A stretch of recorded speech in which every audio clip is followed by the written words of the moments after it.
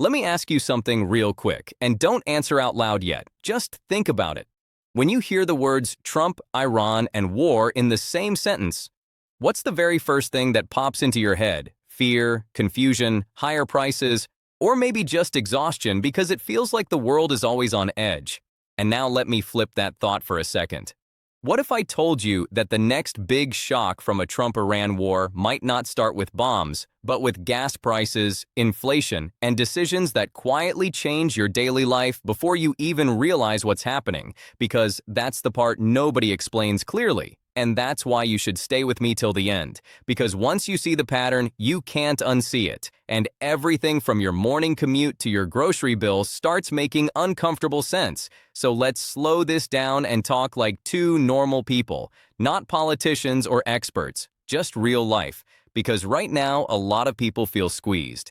Prices feel high, paychecks feel smaller, benefits feel delayed or confusing, and every headline feels like bad news stacked on top of bad news. And when people are already stressed, even a rumor of war can make things worse. Not emotionally, but financially. Because markets react faster than governments do, and oil reacts faster than almost anything else. And oil isn't just something you pump into your car. Oil is transportation. Oil is shipping. Oil is farming equipment. Oil is plastics. Oil is heating. Oil is the invisible thread stitched into almost every price you see. And when tension rises between the US and Iran, oil traders don't wait around to see what happens. They move first. Prices jump or swing wildly, and that uncertainty gets passed down the chain straight to you, even if you've never looked at a barrel of crude in your life. And here's where the confusion really starts, because people assume war always equals higher prices. But that's not always how it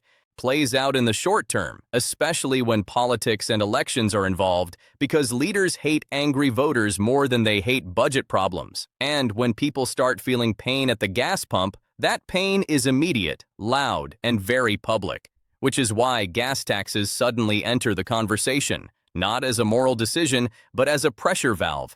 And this is where the question, end gas taxes, even comes from, because if a Trump-Iran conflict spikes oil fears, one of the fastest ways to calm people down is to mess with fuel taxes, temporarily lower them, suspend them, or shift them around so prices don't explode overnight. And that sounds like relief, right? It feels like finally someone is helping, and in the short term, yeah, it can feel that way. Because when you're already stretched thin, even a small drop at the pump feels like oxygen. But here's the open loop I want you to keep in your head. Relief now doesn't mean stability later. And that's where inflation quietly sneaks back into the picture. Because inflation isn't just prices going up. It's the system trying to rebalance after pressure. And pressure always comes back somewhere else. And if you've ever wondered why prices drop in one place but rise in another, this is why. And Trump specifically adds a wildcard factor here. Because his style isn't slow or subtle, it's loud, fast, confrontational, and unpredictable. And whether you like that or not, markets react strongly to unpredictability, sometimes positively, sometimes violently. And if Trump escalates pressure on Iran, sanctions, threats, military moves, or even just rhetoric, oil markets don't wait for confirmation. They react to the possibility, and governments react to the reaction, which is how policy decisions get rushed, messy, and sometimes temporary. And that's where inflation optics come in, because if leaders can point to lower gas prices, they can claim inflation is cooling, even if underlying costs are still rising. And this is where people get tricked by headlines, because inflation isn't one number. It's rent, food, insurance, healthcare, repairs, and if one piece goes down while others keep climbing, people still feel broke even when officials say things are improving, and that disconnect is where frustration lives. And frustration is dangerous in times of global tension because angry populations are harder to control, which again circles back to why governments care so much about visible prices like gas. And think about your own life for a second. When money gets tight, what stresses you out more?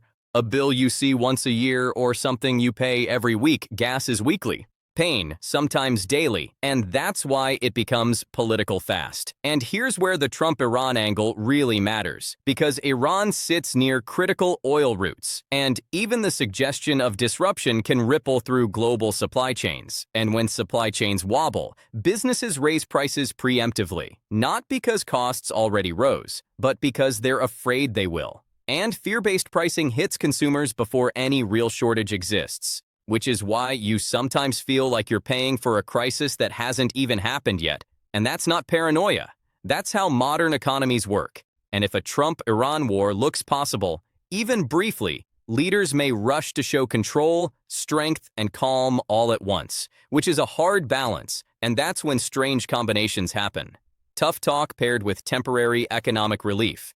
And that's where gas taxes and inflation narratives collide.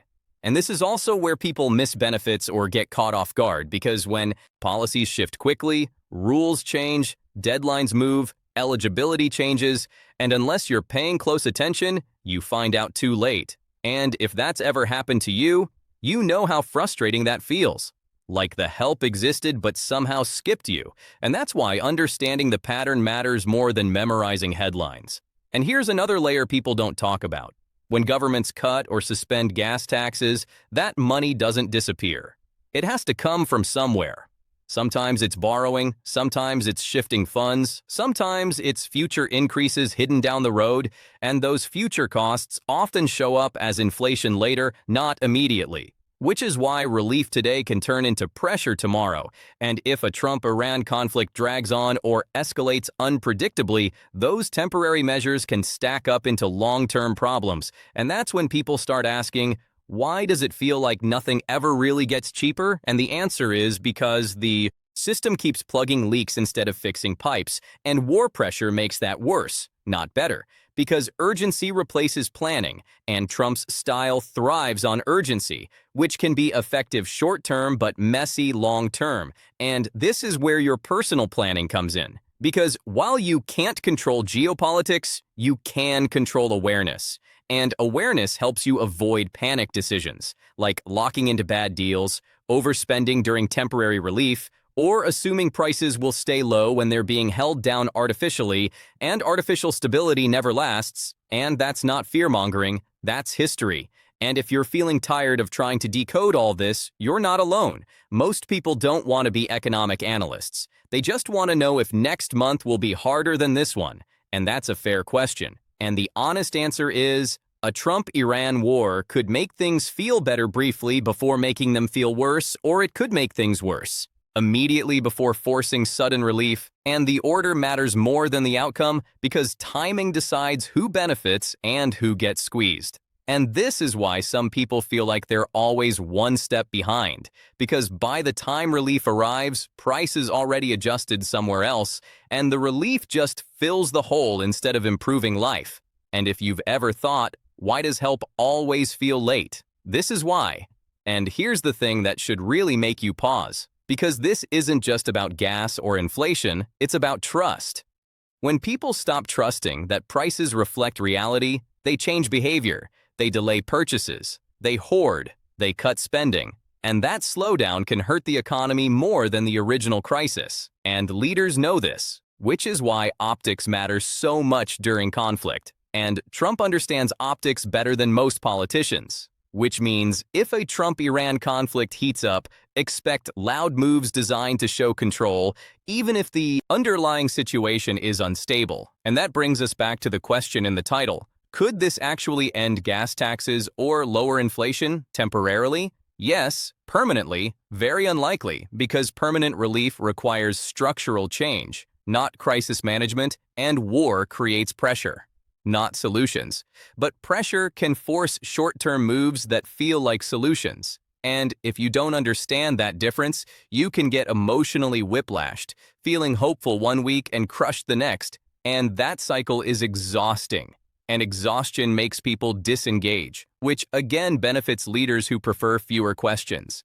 And that's why staying informed without being overwhelmed is the real skill here. And speaking of what comes next, I'm working on a full video breaking this down even deeper, including the one decision that could instantly flip gas prices the other way when everyone least expects it. And you'll see that video right after this one on the end screen because it connects directly to what we're talking about here. And before you go, let me ask you something simple. Have you personally felt inflation ease at all? Or does it still feel like prices are quietly creeping up? No matter what officials say, drop your city in the comments because location matters more than people admit. And if this helped you understand the bigger picture without making your head hurt, hit the like button so more people who are confused and stressed right now can find it. And for clear, simple updates that actually connect the dots, subscribe to the channel because this story isn't ending with one headline. And the next twist could change how everything feels almost overnight. And once you see it coming, you'll never watch the news the same way again.